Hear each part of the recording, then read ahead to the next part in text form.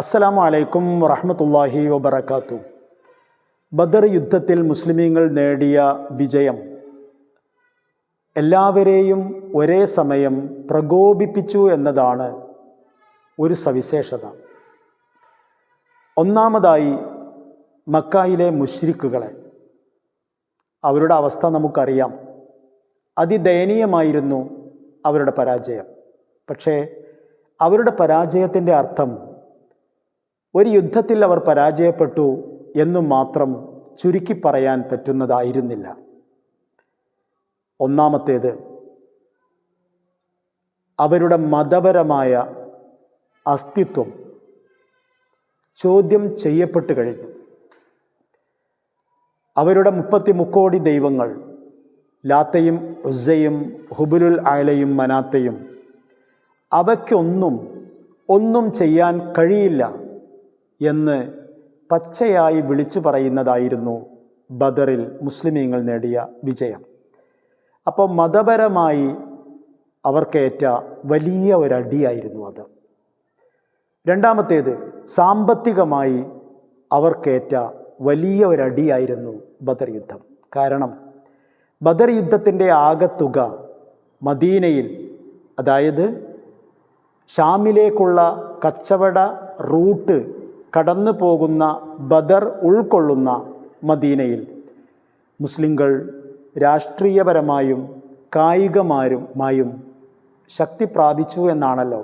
അതുകൊണ്ട് എപ്പോഴത്തെയും പോലെ ഇനി സ്വൈരമായി ബദർ വഴി ഡമാസ്കസിലേക്ക് പോകാൻ കഴിയുമോ എന്ന ഒരാശങ്ക അവർക്കിടയിൽ ഉണ്ടായി.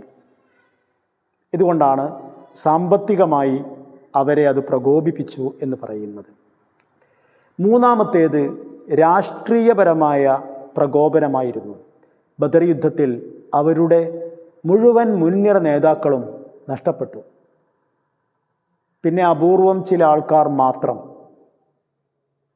നേതാക്കളായി അവശേഷിക്കുന്നുണ്ടായിരുന്നുള്ളൂ. അതുകൊണ്ട് ബദർ യുദ്ധത്തിനു ശേഷം മുസ്ലിമീങ്ങളോട് ഏറ്റവും വലിയ കഠിനമായ വെറുപ്പും വിദ്വേഷവും ഉണ്ടായത് ഒന്നാമതായി മക്കയിലെ മുശ്രിക്കുകൾക്കായിരുന്നു. രണ്ടാമതായി മദീനയിലെ ജൂതന്മാർക്ക്. മഹാനായ നബി സല്ലല്ലാഹു അലൈഹി വസല്ലമ തങ്ങളും തൻ്റെ ആശയവും മുഹാജിറുകളും മദീനയിലെത്തി. അവർ ഓരോ ദിവസവും മദീനയെ കീഴ്പ്പെടുത്തി മദീനയിലെ രാഷ്ട്രീയ ശക്തിയായി, ഭരണാധികാരിയായി നബി സല്ലല്ലാഹു അലൈഹി വസല്ലമ തങ്ങൾ മാറിക്കൊണ്ടേയിരിക്കുകയായിരുന്നു. ഇതിലേറ്റവും വലിയ അസ്വസ്ഥതയും അസൂയയും ഉണ്ടായിരുന്നത് മദീനയിലെ ജൂതന്മാർക്കാണ്. കാരണം മുസ്ലിമീങ്ങൾക്ക് ലഭിച്ച അതെല്ലാം അവർക്കാണ് നഷ്ടപ്പെട്ടുകൊണ്ടിരുന്നത്. അതുകൊണ്ട് ബദർ യുദ്ധത്തിൻ്റെ കാഹളം മുഴങ്ങിയപ്പോൾ അവർ കരുതിയിരുന്നതാണ് സത്യത്തിൽ നമ്മെ വേട്ടയാടുന്ന ഈ ഭീഷണി, ഈ ആധി ഇതോടെ അവസാനിക്കുമെന്ന്. പക്ഷേ ബദർ യുദ്ധം ഐതിഹാസികമായി മുസ്ലിമീങ്ങൾ വിജയിച്ച് കയറിയപ്പോൾ അവർക്ക് ഇസ്ലാമിനോട്, മുസ്ലിങ്ങളോട് വലിയ ദേഷ്യമാണ് ഉണ്ടായത്. അള്ളാഹു സൂറത്തുൽ മാഇദയിൽ ആ കാര്യം പറയുന്നുണ്ട്, വളരെ വ്യക്തമായി പറയുന്നുണ്ട്. വലതജിദന്ന അശദ്ദന്നാസി അദാവതൻ ലില്ലദീന ആമനു. നബിയെ, മോമിനീങ്ങളോട് ഏറ്റവും ശക്തമായ ശത്രുതയുള്ളവരായി താങ്കൾ കാണുക മുശ്രിക്കീങ്ങളെയും ജൂതന്മാരെയുമായിരിക്കും എന്ന്. ഇവിടെ ഒതുങ്ങിയില്ല. മൂന്നാമതൊരു വിഭാഗമുണ്ടായിരുന്നു. അവരെയും ബദർ യുദ്ധത്തിൽ മുസ്ലിമീങ്ങൾ നേടിയ ഉജ്ജ്വലമായ വിജയം വല്ലാതെ വിറളി പിടിപ്പിച്ചു.